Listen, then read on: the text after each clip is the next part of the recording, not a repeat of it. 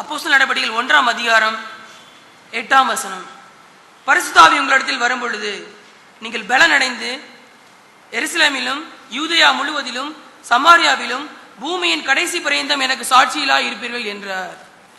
நம்மில் அநேகர் நினைக்கலாம், நான் ஒரு பெஸ்ட் சர்ச்சில் இருக்கேன், எனக்கு பெஸ்ட் டாக்டரின் கிடைக்குது, பெஸ்ட் மூப்பர்கள் இருக்கிறார்கள், அல்லது பெஸ்ட் சகோதர சகோதரி இருக்கிறார்கள். ஆனால் ஏன் என்னுடைய வாழ்க்கை அந்த கேட்கிற எல்லா சத்தியத்துக்கு ஏற்றாது போல என் வாழ்க்கை ஏன் பெஸ்டாக இல்லை என்று இதே கேள்வியை தான் பெந்தெகோஸ்தே நாள் அன்று மேல் அறையில் அத்தனை சீஷர்களும் கேட்டுக்கொண்டிருந்தார்கள். 11 சீஷர்களும் இதே வார்த்தை தான் கேட்டுக்கொண்டிருந்தார்கள். என்னால் நம்மளை விட த பெஸ்ட் டாக்டரின் பெஸ்ட் சர்ச், ஏன்னா ஜீசஸ் அந்த சர்ச்சில் பிரசங்கம் பண்ணினார். ஸோ அதையெல்லாம் கேட்டு பெஸ்ட் ஃபெலோஷிப், 11 பேரும் பெஸ்ட் ஃபெலோஷிப், பெஸ்ட் சகோதர சகோதரர்களாக இருந்த அந்த ஒரு சீஷர்கள், அந்த 11 பேரும் லைஃப் அத்தனை 11 பேரும் ஃபெயிலாக இருந்தார்கள். லைஃப் பெஸ்டாக இல்லை. நம்மில் அநேகர் நமக்குள்ளாக இந்த கேள்வி கேட்கலாம், ஏன் என்னோட லைஃப் பெஸ்டாக இல்லை? நம்ம எல்லாருக்கும் தெரியும், காட்ஸ் கிரேஸ் நம்ம இருக்கிற சர்ச்சில் பெஸ்டா எல்லாத்தையும் வேத வசனத்தின்படி செய்ய வேண்டும் என்று நினைக்கிறோம். ஆனால் நம்முடைய உள்புற வாழ்க்கை ஏன் அவ்வளவு பெஸ்டாக இல்லை? சிம்பிள் ரீசன், ஏசு சொன்ன அதே ரீசன் தான். சப்போஸ் பெஸ்ட் வேர்ல்ஃபுல் ரெஃப்ரிஜரேட்டர் வாங்கி வீட்டில் வைக்கிறோம், பெஸ்ட் வீட்டிலே பெஸ்ட் பிளேஸ்ல வாங்கி வைக்கிறோம், வேலை செய்யவில்லை என்று கேட்டால் உங்கள் வீட்டில் இருக்கிற 10th படிக்கிற பையனை கூப்பிட்டு ஏன்பா இது வேலை செய்யலன்னு கேட்டா சிம்பிளான ஆன்சர் சொல்லுப்பா, பவர் சாக்கெட்ல சொருங்கப்பா அப்படின்னு சொல்லுவது போல சிம்பிள் ஆன்சர் தான் இயேசு சொன்னார். ஜீசஸ் 2 முறை தன்னுடைய சீஷர்களை விட்டு பிரியும் பொழுது, அதாவது நான் இந்த சீஷர்களை விட்டு நான் பிரிய போகிறேன் 2 முறை ஃபீல் பண்ணி பேசினதாக வேதத்தில் இருக்கிறது. ஒன்று நாம் இப்போ வாசித்த பகுதி, இன்னொரு பகுதியை காட்ட விரும்புகிறேன். அது யோவான் 14வது அதிகாரத்தில் அந்த ஃபுல் சாப்டரே, அதில் சில வசனங்கள் காட்ட விரும்புகிறேன். ஏனால் ஜீசஸோட வேல்யூ எப்படி இருந்தது என்று காட்டுவதற்காக. முதலாவது 13ஆம் அதிகாரத்தில், யோவான் 13ஆம் அதில் 1வது வசனத்தை காண்பிக்க விரும்புகிறேன். வாசிக்க வேண்டிய உண்மை, இயேசு உலகத்தை விட்டு பிதாவினிடத்தில் போகும்படியான வேலை வந்தது என்று அறிந்திருந்தாள். அதே இதில் 33ஆம் வசனம், பிள்ளைகளை இன்னும் கொஞ்ச காலம் நான் உங்களுடனே இருப்பேன். ஸோ ஜீசஸ்க்கு அதை ஜீசஸ் சென்ஸ் பண்ணி ஃபீல் பண்ணி பேசுகிறார், நான் இந்த சீடர்களை விட்டு பிரிய போகிறேன் என்று. அதில் அவர் இது அதிகாரங்களாக பிரிந்திருந்தாலும் ஒரு ஹோல் பேசேஜ், இதில் சில வசனங்களை காட்ட விரும்புகிறேன். 14ஆம் அதிகாரம் 16ஆம் வசனம், நான் பிதாவை வேண்டிக் கொள்ளும் பொழுது அப்பொழுது என்றென்றே உங்களோட இருக்கும்படியாக சத்திய ஆவியாகிய தேற்றவாளனை தருவார். 17ஆம் வசனம், உலக சத்திய ஆவியானவரை காணாமலும் அறியாமலும் இருக்கிறது. 26வது வசனம், என் நாமத்தினாலே பிதா அனுப்ப போகிற பரிசுத்த ஆவியான தேற்றவாளன் எல்லாவற்றையும் உங்களுக்கு போதித்து நான் உங்களுக்கு சொன்ன எல்லாவற்றையும் உங்களுக்கு நினைப்பூட்டுவார். 15ஆம் அதிகாரம் 26வது வசனம், பிதாவினிடத்தில் நான் உங்களுக்கு அனுப்ப போகிறவனும் பிதாவினிடத்திலிருந்து புறப்படுகிறமாய் சத்திய ஆவியாக தேற்றவாளவன் வரும்போது என்னை குறித்து சாட்சி கொடுப்பார். 16ஆம் அதிகாரம் 7ஆம் வசனம், நான் உங்களுக்கு உண்மையை சொல்கிறேன், நான் போகிறது உங்களுக்கு பிரயோஜனமாக இருக்கும், நான் போகாதிருந்தால் தேற்றவாளன் உங்களிடத்தில் வரார், நான் போயினால். அதே அதிகாரத்தில் 13ஆம் வசனம், சத்திய ஆவியாக வரும்பொழுது சகல சத்தியத்துக்கும் நடத்துவார். See, imagine one whole passage, ஒரு மெசேஜ், ஆனால் பல அதிகாரங்களை பிரிக்கப்படுகிறது. ஒரு மெசேஜில் ஜீசஸ் எத்தனை முறை பரிசுத்த ஆவியானவரை பற்றி பேசுகிறார்? ஏனெனில் ஜீசஸோட வேல்யூ, பரிசுத்த ஆவியானவரை பற்றிய வேல்யூ சிஸ்டம் ஹையாக இருந்தது. ஒரு வாலிபன் 20 வயசில் பணம் சம்பாதிக்க வேண்டும் என்ற எண்ணம் வருகிறது. பண ஆசையை சொல்லவில்லை, பணம் சம்பாதிக்க வேண்டிய எண்ணம் என்ன வருகிறது? என்ன கேட்டால் ஒரு குட் டிசையர், நல்ல ஒரு விருப்பம். லவ் ஆஃப் மணியை பற்றி சொல்லவில்லை, நான் நல்ல சேலரி வாங்க வேண்டும் என்று எண்ணம் வருகிறது. அந்த பையனை 30 வயசு போய் கேட்டு பாருங்கள், இப்போ அந்த எண்ணம் எப்படி இருக்குதுன்னு சொல்லி இன்னும் கொஞ்சம் அதிகமாக இருக்கும். நான் திரும்பவும் சொல்கிறேன், லவ் ஆஃப் மணியை பற்றி பேசவில்லை, பண ஆசையை பற்றி பேசவில்லை, நல்ல சேலரி வாங்கி என் குடும்பத்தை நன்றாக வைத்துக் கொள்ள வேண்டும் என்ற எண்ணத்தை பற்றி பேசுகிறேன். 40 வயசில் கேட்டு பாருங்கள், அந்த எண்ணம் இன்னும் அதிகமாக இருக்கு என்று சொல்லுவான். 50 வயசில் கேட்டு பாருங்கள், ஈவன் ரிட்டையர்ட் ஆகிற வயசில் கேட்டு, ஈவன் நான் சில பேரை பார்த்துட்டேன், ரிட்டையர்ட் ஆகியிருப்பார்கள், ஈவன் தன்னுடைய வாழ்நாள் முழுவதும் பென்ஷன் வருகிற போதுமான அளவு பென்ஷனை கவர்மெண்ட் தரக்கூடிய ஒரு சூழல் இருந்து கூட ரிட்டையர்ட் ஆன பிறகு கூட ஒரு பிரைவேட்டா சர்வீஸ் பண்ணி அதுல இருந்து பணம் நம்ம தேவையான பணத்தை இன்னும் கொஞ்சம் சம்பாதிக்கலாம் என்ற எண்ணத்தை உடையவர்களாக இருக்கிறார்கள். ஏன் அந்த எண்ணம் 20 வயசுல ஆரம்பித்த எண்ணம் ஏன் 70 வயசிலும் கூட அது மறையவில்லை? ஏன் தெரியுமா? சிம்பிள். ஏனால் நம்ம எல்லோருக்கும் தெரியும், இந்த ஒரு நாள் கூட 0 பைசா வைத்து 1 பைசா கூட இல்லாமல் நாளை துவக்க நாம் தயாராக இல்லை.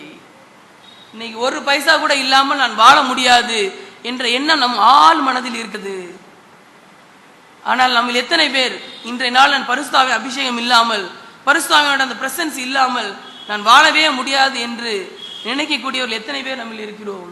அதிகாலை. ஏனால் அந்த 20 வயசுல அந்த வேல்யூ சிஸ்டம், மணியோட அந்த வேல்யூ, நல்ல சேலரி சம்பாதிக்க முடிய வேல்யூ 70 வயசில் குறைவதில்லை. நாம் 20 வயசில் நமக்கு பரிசுத்தாவினால் நிறைந்து ஆண்டவருக்காக நான் வாழ வேண்டுங்கிற வேல்யூ, அந்த அந்த ஒரு வைராக்கியம் நமக்கு 70 வயசில், 30 வயசில், 40 வயசில், 50 வயசில், 70 வயசில் எப்படி இருக்கிறது? ஜீசஸோட வேல்யூ நம்முடைய அந்த வார்த்தையிலிருந்து, ஜீசஸோட வார்த்தையிலிருந்து நமக்கு தெரிகிறது அந்த வேல்யூ சிஸ்டம். ஜீசஸ் வந்து எவ்வளவு வேல்யூ பண்ணி தன் சீடர்களை பார்த்து 2ஆம் முறை அப்போஸ்தலர் நடவடிக்கைகள் 1ஆம் அதிகாரம் 8ஆம் வசனத்தில் வாசிக்கிறோம். ஜீசஸுக்கு தெரியும் நாம் இப்போது நம்ம சீடரை விட்டு பிரிய போய் அப்பா சொன்னார், நீ பரிசுத்தாவினால் பலன் அடைந்து பிதாவின் வாக்குத்தத்தம் வர காத்திருங்கள் என்று. நம்ம எவ்வளவு எத்தனை பேர் அதை என்ஷூர் பண்றதுக்காக பண்ணுகிறோம் ஒவ்வொரு நாளும்? சென்னையில் நான் 23C என்ற ஒரு பஸ்ஸில் வந்து அதிகமாக டிராவல் பண்ணது உண்டு. மிக மிக கூட்டமான ஒரு பஸ், அது பீக் ஹவர்ஸ்ல மிக கூட்டமாக இருக்கும். நான் சில கண்டக்டரை பார்த்துருக்கேன். அதில் எவ்வளவு தூரம் டிக்கெட் போட முடியுமோ அவ்வளவு தூரம் டிக்கெட் போட்டு போயிடுவாங்க. ஆனா சில கண்டக்டர்ல பார்த்துருக்கேன், பஸ்ல எவ்வளவு கூட்டமா இருந்தாலும் சரி ஒவ்வொருவரையும் பார்த்து நீங்கள் டிக்கெட் எடுத்துட்டீங்களா அப்படின்னு என்ஷூர் பண்ணக்கூடிய ஒரு சில கண்டக்டரை பார்த்துருக்கேன். டெய்லி ஒன்ஸ் இன் வைல், ஒரே ஒரு தடவை அல்ல, டெய்லி அதே ரூட்டில் போகக்கூடியவர்கள், டெய்லி சில கண்டக்டர்ஸ் என்ஷூர் பண்ணக்கூடிய கண்டக்டர் நான் பார்த்திருக்கிறேன். நம்முடைய வீட்டில் நாம் எப்படி இருக்கிறோம்? என்னுடைய மனைவி டெய்லி 3 வேளையும் நல்ல வயிறு நிறைய சாப்பிட்டீர்களா, வயிறு நிறைஞ்சிச்சா என்று கேட்டுக்கொண்டிருந்தார்கள். அப்ப நான் சொன்னேன், அம்மா நம்ம 2 பேரும் 3 வேளையும் வயிறு நிறைந்திருக்கிறதா என்று என்ஷூர் பண்றதை விட நாம் ஒவ்வொரு நாளும் பரிசுத்தாவினால் நம் இருதயம் நிறைந்திருக்கிறதா என்பதை என்ஷூர் பண்ணினால் நம்முடைய வாழ்க்கை பரலோகம் போல் இருக்கும் என்று சொன்னேன். நம்முடைய வீடுகளில் நாம் அந்த பரிசுத்தாவினோட அபிஷேகத்தினால் நிறைந்து வாழக்கூடிய வாழ்க்கையை எவ்வளவு தூரம் அதிகமாக தேடுகிறோம்? அந்த பஸ் கண்டக்டர் போல மூப்பொருளாகிய நாம், அல்லது வாலிப பிள்ளைகளுக்கு சண்டே கிளாஸ் நடத்தக்கூடிய டீச்சர்லாம் இருக்கிற நீங்கள், அல்லது வாலிபர்களுக்கு கூட்டத்தை நடக்கக்கூடிய பொறுப்பில் இருக்கிறவர்கள், அல்லது மூத்த சகோதரர்களாக இருக்கிற ஒவ்வொருவரும் அந்த பஸ் கண்டக்டரை போல சொல்ல முடியுமா? ஒவ்வொருவரையும் நான் என்ஷூர் பண்ணுகிறேன், என்னுடைய சர்ச்சில் என்னுடைய சகோதரர்களை, என்னுடைய சகோதரிகளை, நீங்கள் எல்லோரும் பரிசுத்தாவினால் நம்ம சகோதரர் எல்லாரும் நிறைந்திருக்கிறார்களா என்பதை என்ஷூர் பண்ணக்கூடிய ஆட்டிடியூட் உங்களுக்கு தெரியுமா? அது அப்போஸ்தலனாகிய பவுலுக்கு இருந்தது. அப்போஸ்தலர் நடவடிக்கையில் ஒரு இது காட்டுகிறார். அப்போஸ்தலனாகிய பவுல் எபேசஸில் இருக்கிறார். எபேசஸில் இருந்து அப்போஸ்தலர் நடவடிக்கைகள் 10ஆம் அதிகாரம் 2ஆம் வசனம். எபேசஸ் ஃபர்ஸ்ட் டைம் போகிறார் அப்போஸ்தலனாகிய பவுல். அங்கு சில சீடர்களை பார்க்கிறார். இவர்கள் பரிசுத்த ஆவியினால் நிரம்பப்படவில்லை, ஆனால் வேதம் அவர்களை சீஷர்கள் என்றே சொல்கிறது. அப்படி என்றால் நான் என்ன அதெல்லாம் தெரிந்து கொள்ள என்றால், they are totally committed, அதாவது முழுவதுமாக கமிட்டான ஒரு லைஃபை வந்து வைத்திருக்கிற அவர்களை தான் அவர்கள் என்று நினைக்கிறேன். ஸோ எபேசுக்கு வந்தால் நாங்கள் சில சீஷர்களை கண்டு, வசனம் 2, நீங்கள் விசுவாசியில் ஆன போது பரிசுத்தாவியை பெற்றீர்களா என்று கேட்டான். அதாவது அவர்கள் பரிசுத்தாவியை பற்றி நாங்கள் கேள்விப்படவே இல்லை என்றார்கள். அப்பொழுது 5ஆம் வசனம் 6ஆம் வசனம் பார்க்கிறோம். அப்பொழுது பவுல் அவர் மேல் கைகளை வைத்து பரிசுத்தாவியில் அவர் மேல் வந்தார். அப்போஸ்தலனாகிய பவுலோட ஆட்டிடியூடை பாருங்கள். எபேசுக்கு முதல் முறையாக போகிறார். அங்கு சில சீசர்களை பார்க்கிறார். அந்த பஸ் நல்ல பஸ் கண்டக்டர் போல அப்போஸ்தலனாகிய பவுல் என்ஷூர் எல்லோரும் பரிசுத்தாவினால் நிறைந்திருக்கிறார்களா? பவுல் மட்டுமல்ல, பேதுருவையும் யோவானையும் காட்டுகிறேன். அப்போஸ்தலர் நடவடிக்கைகள் 8ஆம் அதிகாரம் 15ஆம் வசனம். சமாரியாவில் வேத வசனம் பிரசங்கிக்கப்பட்டது என்று காண்கிறார்கள். 8ஆம் அதிகாரம் 15ஆம் வசனம். அதில் பார்க்கிறோம், சமாரியர் தேவ வசனத்தை ஏற்றுக்கொண்டது எருசலேமில் அப்போஸ்தலர் கேள்விப்பட்டு பேதுரும் யோவானும் அவரிடத்தில் அனுப்பினார்கள். இவர் வந்தபோது அவர்கள் ஒருவனும் பரிசுத்தாவியினை பெறாமல் இருந்ததால், ஆதியில் உள்ள அப்போஸ்தலருடைய ஆட்டிடியூடை பாருங்கள். ஒவ்வொரு விசுவாசிகளோட டுவர்ட்ஸ் விசுவாசிகளுக்கு நோக்கி உள்ள ஆட்டிடியூட், இவர் எல்லோரும் நம்மளுடைய பரிசுத்தாவினால் நிறைந்திருக்கிறார். ஏனெனில் அவர்களுக்கு தெரியும் பெஸ்ட் டாக்டரின், பெஸ்ட் சர்ச் எல்லாமே நான் சொன்னது போல பெஸ்ட் வேர்ல்ட்ஃபுல் ரெஃப்ரிஜிரேட்டர் போலதான். பவர் இல்லை என்றால் ஒன்றுமே செய்ய முடியாது. அதை அந்த அப்போஸ்தலர்கள் அறிந்திருந்தார்கள். நம்மில் நாம் அறிந்து நாம் அதுக்கு எவ்வளவு வேல்யூ சிஸ்டம் கொடுக்கிறோம். நான் சொன்னது போல அந்த பணத்துக்குள்ள வேல்யூ சிஸ்டம் 20 வயசுல இருந்து ஆரம்பித்த வேல்யூ சிஸ்டம் எனக்கு 70 வயசு வரைக்கும் இருக்கிறது போல அந்த வேல்யூ சிஸ்டம் இருக்கிறதா? வேதத்தில் அவ்வாறு ஒரு மனுஷனை காண்பிக்கிறேன். அவருடைய பேர் ஸ்தேவான். அப்போஸ்தலர் நடவடிக்கைகள் 6ஆம் அதிகாரத்தில் அவரை பார்க்கிறோம். 6ஆம் அதிகாரம் 5ஆம் வசனத்தில் பெர்காப்ஸ் எனக்கு தெரியவில்லை, எந்த ஒரு வேத வசனம் இல்லை, ஆனால் நான் விசுவசிக்கிறேன் ஒருவேளை இந்த ஸ்டீஃபன் 120 பேர் ஒருவராக இருந்திருக்கலாம், அன்று மேலறையில் இருந்தவர்கள்.